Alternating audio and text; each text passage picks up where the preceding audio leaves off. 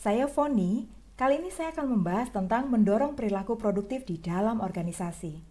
Tahukah Anda bahwa sebagian besar karyawan berperilaku sesuai dengan perilaku-perilaku yang dihargai oleh atasannya, sebaliknya menghindari perilaku-perilaku yang tidak dihargai oleh atasannya. Masalahnya, sebagian besar atasan keliru dalam memberikan penghargaan dan sanksi terhadap perilaku karyawan. Akibatnya, perilaku-perilaku produktif yang diharapkan justru tidak muncul di dalam organisasi. Berikut adalah 6 contoh penghargaan dan sanksi yang tidak tepat sasaran yang paling sering dilakukan oleh para atasan. Contoh yang pertama, atasan mengabaikan bahkan menyalahkan karyawan yang memiliki inisiatif. Akibatnya, sebagian besar karyawan cenderung menghindari tanggung jawab dan malas berinisiatif. Contoh yang kedua, atasan lebih menyukai bahkan mempromosikan karyawan yang semata-mata patuh terhadap atasan dengan mentalitas asal bapak senang. Sebaliknya, menyingkirkan karyawan-karyawan yang berpikiran kritis dan berpedoman pada aturan dan prinsip yang benar. Akibatnya, sebagian besar karyawan cenderung akan semata-mata patuh pada atasannya dan bersedia melanggar aturan demi menyenangkan atasannya. Contoh yang ketiga, atasan membebani karyawan produktif dengan semakin banyak beban pekerjaan. Sebaliknya, mendiamkan dan tidak menegur karyawan yang bermalas-malasan dan berlambat-lambat dalam bekerja. Akibatnya, sebagian besar karyawan akan memperlambat pekerjaan mereka dan hanya pura-pura terlihat sibuk.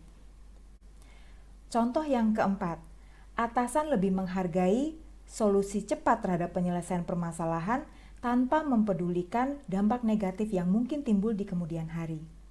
Akibatnya, sebagian besar karyawan akan cenderung mencari solusi cepat tanpa mempedulikan dampak negatif yang akan timbul di kemudian hari. Contoh yang kelima, atasan lebih menyukai kecepatan penyelesaian masalah dibandingkan kualitas penyelesaian masalah dan kualitas kerja. Akibatnya, sebagian besar karyawan akan cepat-cepat menyelesaikan pekerjaannya dengan kualitas asal jadi.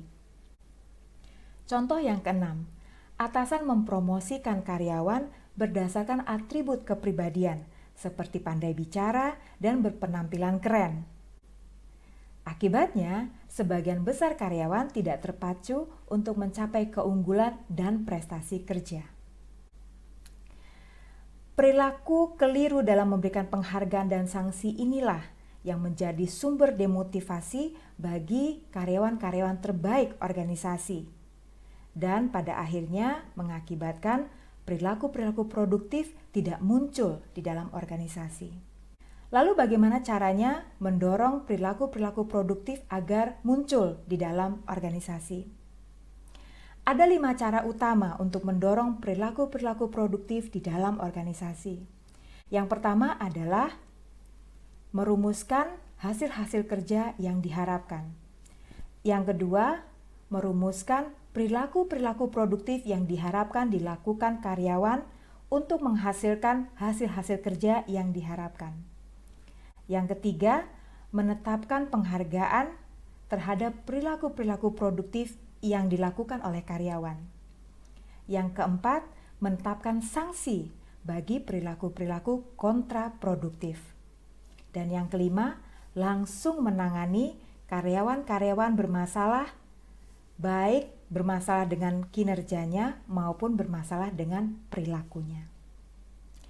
Demikianlah pembahasan saya mengenai mendorong perilaku-perilaku produktif di dalam organisasi. Selengkapnya dapat Anda baca dalam buku pedoman lengkap Profesional SDM Indonesia yang dapat Anda peroleh di PPM Bookstore. Terima kasih sudah menyaksikan, semoga bermanfaat dan sampai jumpa.